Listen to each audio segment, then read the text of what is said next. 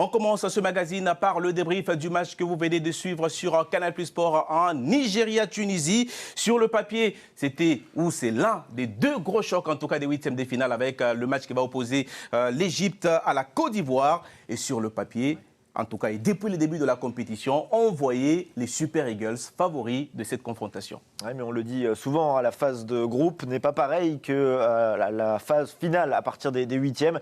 Et on en a eu la preuve avec ce match entre les Nigérians ainsi que la Tunisie qui a eu la plus grosse opportunité en première mi-temps avec notamment cette frappe de Montassar Talbi stoppée par Ndidi sur sa ligne.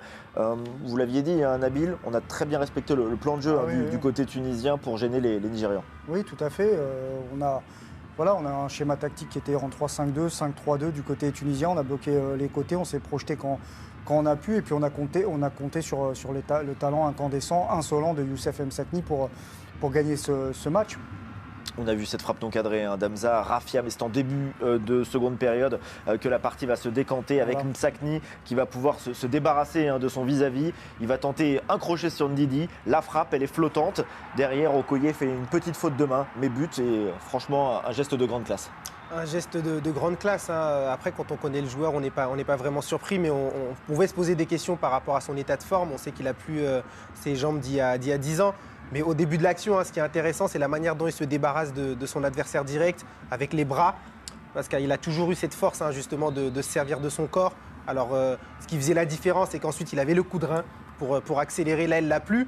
Mais encore une fois, il garde sa qualité technique avec cette frappe. Il arrive à tromper le gardien nigérian. Il a toujours beaucoup de talent, Youssef Msakni. Cette frappe de Ndidi qui sonne un peu comme une révolte, un peu après l'heure de jeu. Les Nigérians vont tenter de revenir. D'ailleurs, leur sélectionneur a effectué plusieurs changements. Gavoen, ensuite, en alignant plusieurs cartouches offensives, dont Alex Iwobi entré en jeu. Et ce dernier qui va commettre une maladresse irréparable, puisqu'il est sanctionné d'un carton rouge. Un carton rouge qui est pour moi logique. Alors, c'est involontaire de sa part, mais la semelle est extrêmement appuyée. Et sur ce genre de situation, même s'il ne le veut pas, il peut lui casser la cheville. Une faute qui a été commise sur Msakni. Mais paradoxalement, derrière, les Nigérians ont eu des opportunités. Avec Moses Simon notamment, le meilleur dribbleur depuis le début de cette compétition. 5 dribbles réussis par match. On voit également sur le côté gauche, derrière ce centre qui est contré de Sanoussi, qui a été très remuant également. Mais les Nigérians ensuite qui ont eu quand même les moyens de revenir dans ce match. Ouais, ils ont eu les moyens parce qu'on voit en termes de qualité, en termes de talent, sur le terrain, forcément, ils étaient un petit peu au-dessus. Ils sont plus puissants, plus rapides, donc ils arrivaient à créer des déséquilibres, mais plutôt par des exploits individuels que collectifs. C'était pas par des combinaisons. On voyait de temps en temps, que ce soit du côté de Daïna, du côté du latéral gauche aussi. On a vu de temps en temps, comme ça, Sadik, des joueurs tenter des choses, mais individuellement plutôt. Ouais, les Tunisiens derrière ont profité de certaines brèches laissées dans la défense nigériane, réduite à 10. Mais les Nigérians qui ont eu une dernière grosse occasion, vous le voyez, on est dans le temps additionnel de cette seconde période. C'est Oumar Sadi qui est rentré, qui a fait mal à la défense tunisienne. Mais sur ce coup-là, il aurait peut-être pu faire un peu mieux. Là-dessus, oui, effectivement, il est quand même assez excentré, donc c'est pas simple de la mettre. Il aurait peut-être pu piquer le ballon s'il sentait que le gardien sortait. Encore que, franchement, il fait le geste parfait, mais il la croise beaucoup trop. Lui, il a vraiment fait du dégât quand il est rentré. Et on peut se poser d'ailleurs des questions sur le choix du sélectionneur du Nigeria quand on voit que ce garçon, sur 20-25 minutes, à lui tout seul, il a fait mieux que quasiment toutes les squads offensives du Nigeria sur tout le match. Alors Serge, c'est un exploit, oui ou non, de la Tunisie? Mais c'est un exploit, c'est un sacré exploit. Quand on voit je dirais les matchs de poule, les 3 matchs de poule qu'ont fait la Tunisie, voir ce qu'ils ont fait ce soir. Alors, ils ont fini meilleur troisième. Voilà, meilleur troisième. Alors, ils n'ont pas été extraordinaires ce soir, mais ils ont joué sur leur force, sur ce qu'ils savaient faire. C'est une équipe qui a fait l'état des lieux, qui savait qu'aujourd'hui, ils n'avaient pas forcément les forces physiques, ils n'avaient pas forcément les meilleures forces vives. Kazri était remplaçant, il revenait de Covid. Mais ils ont fait confiance à ce qu'ils savent faire, jouer au ballon. C'est des joueurs de ballon, c'est des joueurs qui ont la qualité, qui ont le toucher, qui sont sensibles à ça. Ils ont fait preuve d'abnégation. Msakni, on a parlé de lui parce que c'est lui qui a marqué. On reviendra effectivement sur cette performance de Msakni. Il a été extraordinaire dans le repli défensif. C'est lui notamment qui provoque le carton rouge d'Iwobi. Donc ils ont fait preuve vraiment de discipline. Et surtout, ils ont analysé cette équipe nigérienne de bout en bout. On était surpris en phase de poule de voir l'Algérie perdre contre la Guinée, être tenu par la Sierra Leone, mais parce que ils ont analysé. Et ce soir, on a vu qu'il y a cette équipe de Tunisie, elle a vraiment analysé cette équipe nigériane de bout en bout. Toutes les forces, en tout cas, tous les joueurs qui faisaient preuve de créativité sont sortis prématurément. Ainacho, Chukwueze oui. et Ayobi, des joueurs qui sont sortis parce qu'il n'y avait plus de solution pour eux. Et le coach les a sortis prématurément. Donc ça prouve qu'en tout cas, tactiquement, ils ont fait le match parfait. En tout cas, on parlera de ce bloc tunisien très très solide, mais pour tempérer un peu cette stupeur du côté de Garoua, vous avez envie de nous rappeler que cette Tunisie, c'est une équipe régulière dans la compétition avec cette stats, 11e qualification en quart de finale de la CAN depuis 1992. C'est le meilleur total pour une nation à ce stade de la compétition avec le Ghana. Donc, c'est une équipe qui est régulière, qu'on connaît depuis longtemps. J'ai l'impression qu'on débarque...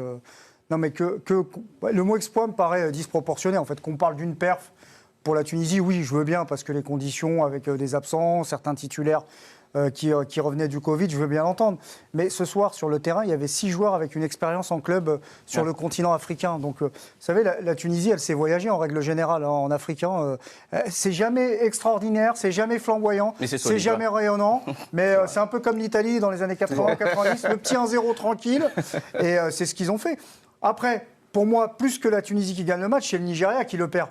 Mais les Nigériens, ils ont qu'à s'en prendre qu'à eux-mêmes. Ils n'en ont pas assez fait, tout simplement. Les Tunisiens, ils ont parfaitement respecté leur plan de jeu. Il y avait aussi de la solidarité également, un état d'esprit. On voit un garçon comme Msakni qui est décisif, il marque. On va s'arrêter justement sur Msakni, puisque c'est l'homme de ce match. Il a, à lui seul, vraiment, il s'est créé cet exploit. Parce qu'effectivement, là... Il n'y a pas une grosse occasion des buts. Il va s'arrêter avant, effectivement, de décrocher cette super frappe. C'est un exploit individuel. Non, mais là, oui, c'est un exploit individuel comme il en a fait tant d'autres. Ce n'est pas le premier qu'il fait de sa carrière. Mais là, là où il est très fort encore, j'en ai parlé tout à l'heure, c'est sur la première charge, en fait. Là, on ne le voit pas sur cette image-là, on voit la fin de l'action. Mais sur la première charge, je pense que c'est Aina qui revient. Il se débarrasse du joueur vraiment avec ses bras. On le sait, il n'avait pas la puissance nécessaire, il n'a plus les jambes nécessaires pour accélérer, ce qu'il aurait fait il y a peut-être 5 ans ou 6 ans. Mais il se débarrasse du joueur, il temporise, il prend le temps de prendre l'information autour de lui. On voit, il regarde, il fait pratiquement le tour de lui-même à 360 degrés. Il regarde ce qui se passe autour de lui, il analyse la situation. Et là, il se dit pourquoi pas, il y a de quoi essayer. Donc il fait ce dribble qui efface le joueur nigérian. Et là, après, il met sa frappe, balle flottante. Et malheureusement, il y a cette petite faute de main aussi du gardien nigérian. Et Nabil Djellit qui rappelait qu'il a aussi été à l'origine de ce carton rouge contre Alex Aibobi. Oui, c'est clairement l'homme de ce match. En début de tournoi, il n'était pas titulaire, il était un petit peu hors de forme. Je l'ai vu aussi faire des replis défensifs pour aider également ses latéraux, donc totalement concerné. Moi, j'ai fait un papier récemment sur lui et tout, et je discutais avec des joueurs qu'il avait croisés dans sa manière de dribbler, parce que ça m'intéressait et tout. Et en fait, Youssef Msakni, c'est le garçon qui vous fait penser que vous allez avoir le ballon avant lui. Mais c'est une manière de vous crocheter au dernier moment, et il l'a d'ailleurs fait sur l'action, parce qu'il pousse un petit peu le ballon, le défenseur il avance, il croit que c'est bon, clac, et il glisse le petit crochet, derrière il se met en position de frappe. Voilà, vraiment un très très beau joueur du côté de la Tunisie. Allez, on va s'arrêter sur... ce qui a vraiment réussi au Nigeria au cours de ce match. Il y a effectivement cet exploit de Youssef Msakni, mais c'est aussi parce que l'équipe était vraiment très disciplinée dès la première minute. Plutôt l'équipe tunisienne, le bloc tunisien était très discipliné dès la première minute. Oui, c'est clair, en première mi-temps, il n'y a eu aucune occasion franche pour les Super Eagles. Une équipe tunisienne qui a défendu en bloc avec, Nabil, une petite subtilité. On a vu Skiri descendre très bas, presque en position de défenseur central aujourd'hui. Oui, c'est ça, il a fait un petit peu comme Marquinhos avec le Paris Saint-Germain aussi pour les premières relances. Et devant, on avait quand même une courroie de transmission également avec Laïdouni et Ben Slimane. Donc, il est venu filer un coup de main pour densifier. Skiri est venu filer un coup de main pour densifier. C'est un garçon aussi qui est très sous-coté, qui joue en Bundesliga du côté de Cologne et qui fait d'énormes stats en termes d'interception et de tacles réussis. 10 matchs, 3 buts en Bundesliga. Il est capable également de se projeter pour marquer des buts, en effet, notamment de loin. Mais en dehors de ça, c'est vrai que la défense, on le voit sur ces images, Serge a été très discipliné. Et c'est une des caractéristiques, on y revenait il y a quelques instants, des Tunisiens toujours bien en place pour ne pas prendre de but. Exactement. Là À ce niveau-là, on ne peut même plus parler des défenseurs. Hein. Il faut parler d'une organisation défensive, tout simplement. C'est de la part des 10 joueurs de champ. Ce n'est pas seulement les quatre défenseurs. La preuve, c'est qu'on a rarement vu d'intervention individuelle des défenseurs centraux ou des latéraux. C'était plutôt des replacements, des positionnements qui faisaient que du côté du Nigeria, on était obligé de déjouer, tout simplement. Hein. On a vu Chukwueze qui n'avait pas de solution. Quand il avait le ballon, il ne savait pas s'il fallait rentrer intérieur, s'il fallait passer sur l'extérieur. Il y avait 2 joueurs devant lui, plus un 3e joueur qui était en couverture. Il n'avait plus de solution. Donc il rentrait dans des dribbles, il perdait le ballon. Moses Simon, de l'autre côté, même chose. Il avait... Contrairement au dernier match, hein, c'était contre la Guinée-Bissau, il me semble. Il s'était baladé sur le côté. Où je vous disais hein, que les joueurs se sont alignés exactement comme lui le souhaitait. Donc, il venait un par un. Donc, il pouvait les dribbler facilement, crocheter, passement de jambes, etc. Là, il avait face à lui des joueurs qui étaient en couverture les uns des autres. Voilà. Donc, impossible pour lui de dribbler. On a vu, hein, il a tenté de dribbler, de rentrer intérieur, de passer sur le côté. Et à chaque fois, partout, il était bloqué. Contrairement à un joueur comme Sakni, qui lui, quand il recevait le ballon, grâce à cette organisation justement défensive, il avait la possibilité d'avoir du temps. Et ce temps-là, il en a profité. Et c'est vrai que pour continuer dans ce même registre côté nigérian, on n'a jamais réussi à trouver la solution parce qu'on a peut-être un peu trop insisté sur les côtés. Oui, on a tenté, hein, en même temps, c'est ce qui avait fait la réussite de cette équipe depuis le début de la compétition. On parlait souvent du quatuor offensif avec Moses Simon, Chukwueze, Awoniyi et surtout Kenezi Iheanacho. Maintenant, surtout ce dernier, ils ont eu beaucoup de mal. On s'est dit à un moment que finalement, ils avaient également beaucoup de difficultés à trouver les bonnes solutions. On a vu Moses Simon toujours pris à 2 face à cette défense tunisienne et on n'a pas su trouver de plan B. Non, pas de variété. Enfin, le plan B, il est arrivé, c'est Sadi Koumar quand il est rentré là. Oui, effectivement, on n'a même pas vu un plan B. On a vu un plan A après. Peut-être qu'il fallait aussi apporter de la variété, peut-être jouer des ballons longs, des deuxièmes ballons, peut-être passer davantage dans l'axe. Peut-être aussi être un peu intelligent tactiquement en aspirant cette équipe tunisienne également avec un bloc un peu plus bas. Donc c'est vrai, et moi je trouvais qu'elle ronronnait cette équipe du Nigeria au milieu de terrain. On ne mettait pas de vitesse. Les passes, il manquait de rythme dans les passes. Au milieu de terrain, notamment Haribo, je trouvais qu'il jouait un petit peu dans un fauteuil. C'est une vraie déception, le Nigeria sur ce match-là. Franchement, j'ai le sentiment qu'ils se sont fait quelque part. Moi, je suis nigérien, je me dis, on s'est fait avoir par le faux rythme tunisien et on n'a jamais fait ce qu'il fallait. Allez, on écoute justement la réaction, l'analyse d'Augustin Eguavoen, le sélectionneur des Super Eagles à l'issue de cette rencontre. C'est difficile à encaisser, mais c'est le football. On peut faire des erreurs, on a fait une erreur et on a été puni. On a essayé de pousser, mais on a pris ce carton rouge.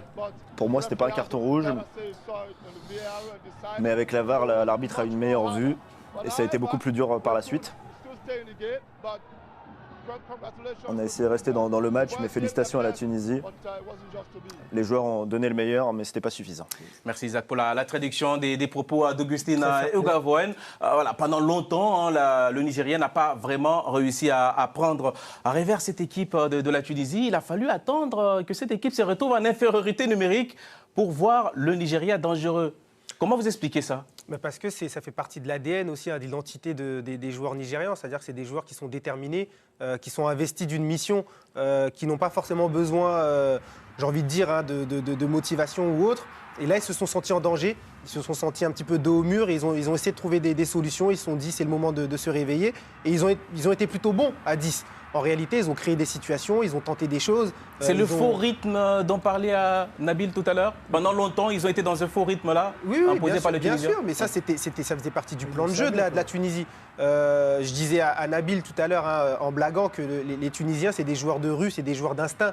C'est-à-dire que c'est des joueurs qui savent justement se comporter en fonction du scénario du match. Vous avez les Algériens, par exemple, je disais à Nabil, qui sont des artistes, qui vont tenter des choses à la 88e, 90e, qui vont dribbler, même quand il n'y a pas le besoin, alors que les Tunisiens, ils font rien de plus. C'est-à-dire que quand vous voyez sur ce match, ils sont totalement conscients de leurs forces et de leurs faiblesses. Quand ils attaquent, quand ils sentent qu'ils ne peuvent pas aller au bout, ils reviennent tranquillement, ils font la passe sur le côté, ils patientent, ils temporisent, alors que vous avez d'autres équipes qui vont forcément tenter, qui vont essayer d'aller au bout, alors qu'ils savent qu'ils n'en ont pas la capacité. Eux sont totalement conscients de leurs forces et de leurs faiblesses. Et en tout cas, ils ont joué à leur rythme et ça a fait déjouer le Nigeria. Voilà ce qu'on pouvait dire sur ce huitième de finale entre le Nigeria et la Tunisie. Victoire des Aigles de Carthage, 1-0 grâce à un but donc de Youssef Msakni.